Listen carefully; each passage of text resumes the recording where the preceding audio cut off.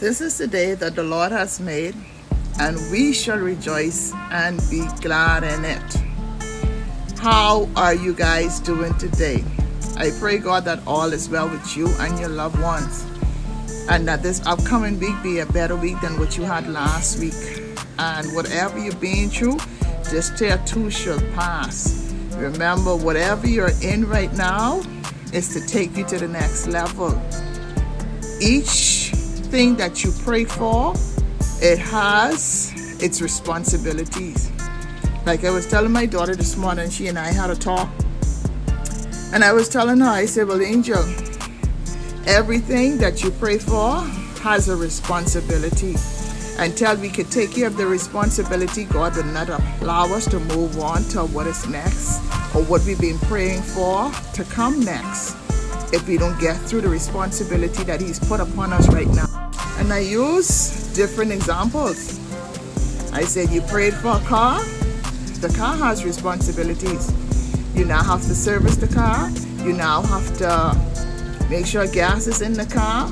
And you have to keep the car running, or if it breaks down, you have to fix it. And when that happens to us, and all of us, don't that make us stressed out? It makes us stressed out, and we don't want the car anymore. We want to take that car, we want to sell that car because it comes with too much responsibility. But yet, that's the same car we've been so excited for, dreaming about and praying about, but we don't want to deal with the responsibility of the car. So in life, when we going through different things, we have to be careful when we pray for these things. I would suggest that you research it and look at the responsibility that comes along with it. Because even as a parent, we want to be a mother or we want to be a father, but there's responsibility with that child. When the child comes, getting that child from toddler up to an adult, college, school, and everything. And then some of the adult children, you still have to guide, because you see them being wayward, trying to keep them on the straight and narrow road. Some of the adult children stress you out more than the children when they are younger. So everything, I want to encourage you all, everything that we're going through in life has a responsibility. Not just a mother, not just owning a car, not just even going to college. As simple as going to college. You say, oh, I want to be the first one in my family to go to college. But then when you get there to college, you see that the responsibility and the different work that you have and the assignments that you have to turn in becomes pressure, and then you have some that will quit. I see my last son, he has taken a lot of classes this year, and he ready to just drop some of the classes. And I say, Ashton, that comes with the responsibility of being in college. You can't, when you come up to a challenge just because you haven't been turning in all and get the grades what you really wanted, to drop the class, because you still have to pass. You still have to pass that class for the degree what you want. And then what happened is, next couple of years, you still have to pass the class. When you can pass that class now and be done with your degree earlier than later, versus staying in school for 10 years versus 20 years, or 5 versus 10. When the challenges comes our way, we have to take a bat and whop it down. This is what we've been praying for. And so if you see God brought you through it, He's going to take you through it. Just have some patience and then put it on Him. Father, Lord, I don't know what's next. I don't know what I'm dealing with right now, but I need your guidance. He's there. He's our professor. He's our God. He's our creator. He made these things. And I can go on and on. The same as if you want a home. You're praying to God, Father, Lord, I want this nice, beautiful home. Okay? Then when we get the home, we have a mortgage. We have to pay for it, and it stresses us out because we cannot handle the mortgage. Then you have to pay the light bill. Then you have to pay the water bill. Then you have to weed the yard. Then you have to mow the yard. Then you have to do all of these different stuff. And if the roof is leaking, you have to fix it.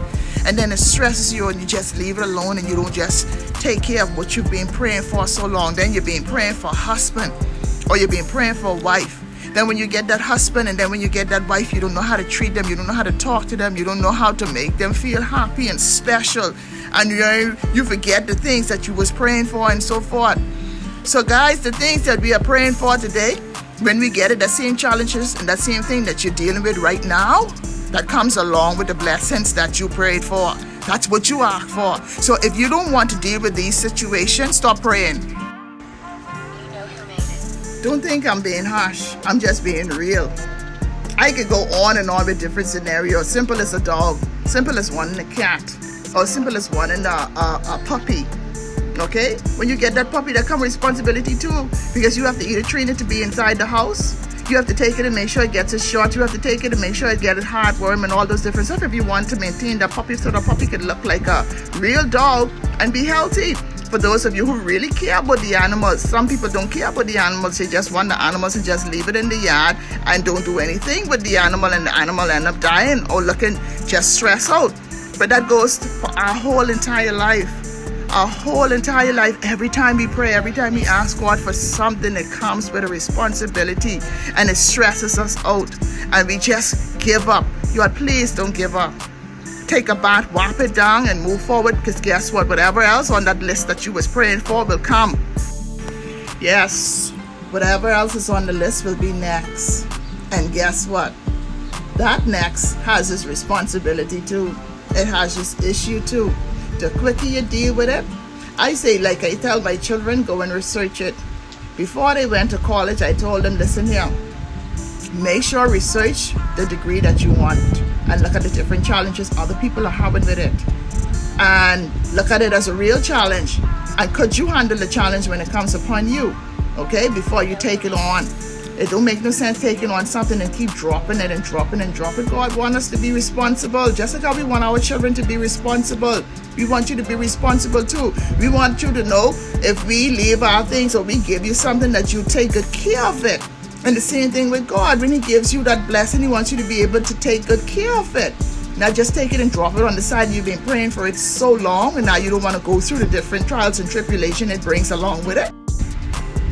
So because I've been through so much things in my lifetime, in all areas, when I get a challenge, I get excited. It makes me excited because I want that to hurry up to get over it so next could come, because next is something beautiful. And I'm looking forward to the other challenge that next will bring. And the quicker I whop it down, the quicker I get to what is next. Because God already made a pathway for our life from before we was living in our mother's wombs. He already made a pathway, just like Freeport, House of Wallace Grove had already make a map out of Freeport for your building structures and so forth, and how the properties are cut off and so on. That's what the Port Authority, that's the guideline the Port Authority follows and so forth. God had one of those too, and he has one of those for our life, for it to be better for us. That's why sometimes we lose track. And when we lose track, yes, sometimes we lose track. And when we lose track, it throws us back. Because if you have this thing that already planned out and you get kind of lost, when you turn a different corner and you get lost, and your trip's supposed to be in 20 minutes and it end up whole an hour and you go to the wrong corner, wouldn't that throw you back? On the time you're supposed to be there, now you're late. That's just like life. If we got off a course, and depending on how long we go off a course, we could be off a course 10 years, 20 years. But guess what? That course with God already lined up for us is still there, you know. So what he has to do is he has to put a shift. Sometimes we be giving the devil just too much credit for that shift. No, sometimes it is be God putting us in a shift. And that shift could push us 10, 20, 30 years in advance to get us back on track for the things that he had for our life, because he have a lot, because he is our Father. He had a lot installed for us before we were living in our mother's wombs. And it's still there, never went anywhere. So let's not be losing track, because as we lose track and we get lost, we be lost so long. Say for instance, you in your 20s and then you're lost. Then you find yourself in your 30s. You would have lost whole 10 years in your 20s, and you didn't get to enjoy your 20s because you lost doing something else that wasn't even planned for you, and hardship. Because you got lost and you didn't know how to be found. And because when God shift you and he gave you another blessing, and the trials and tribulation that came along with it, you didn't follow through and you didn't keep up with it. And then here it is, you stay in that delusion, you stay in the wilderness, and you couldn't find your way home. Let's find our way home. Let's wipe down these challenges. Let's wipe down these people that are coming after us. Let's wipe down the things, the daily things that bothers us. The things that bothers us may be more than what it is for our neighbor, or our friend, or our sibling. Yes, it may be more than what our siblings are getting, but guess what? God only put things on his strongest soldier. If you see him put it on you, girl, be happy, because he trusts you. He trusts you. And when he give me some things, I start smiling, I get excited. And people are like, oh, you crazy. You so crazy. Because why? Because how I handle it? I handle it because I know what is next.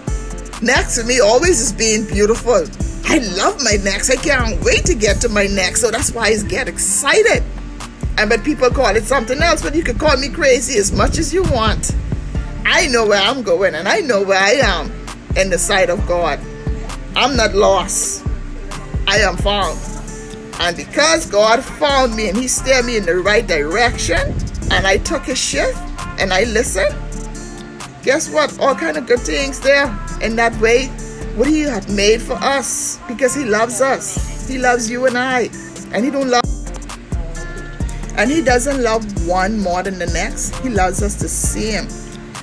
He blesses the just and the unjust. So you be looking at some of these evil people around and so forth, and you be like, well, how come I ain't blessed? How come He blessed him or He blessed her more than He blessed me? He loves us all. And maybe that evil person, the challenges when it came their way, they took it and they whop it down, and they did not let it bother them.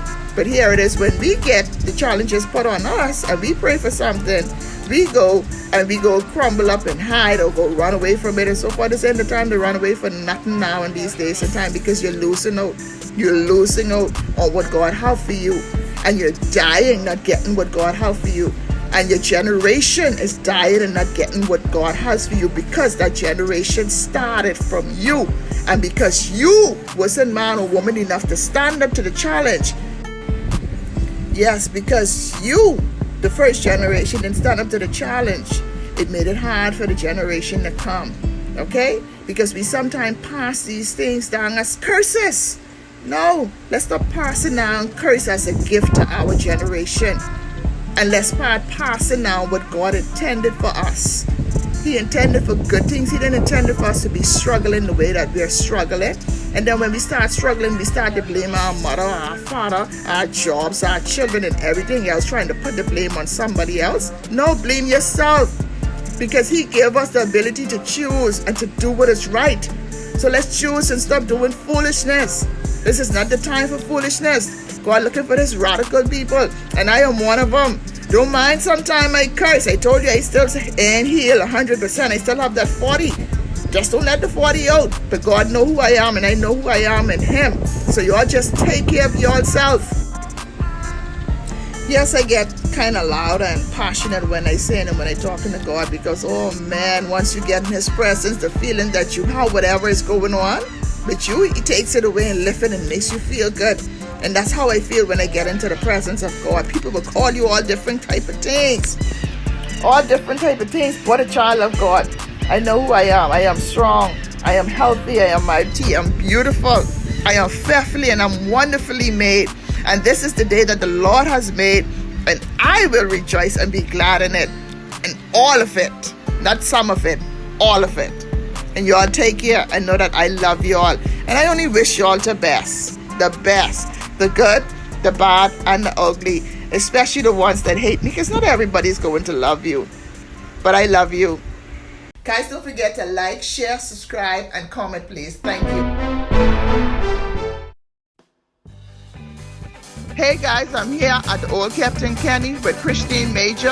Her restaurant is soul food. She sells breakfast to the natives, and she has a lot of nice tasty sauce. She sells with her sauce banana fritters, so it tastes really, really good. So please come on down and support her in the bazaar. Her hours are from 7 a.m. till 10:30 a.m. in the morning. Thank you.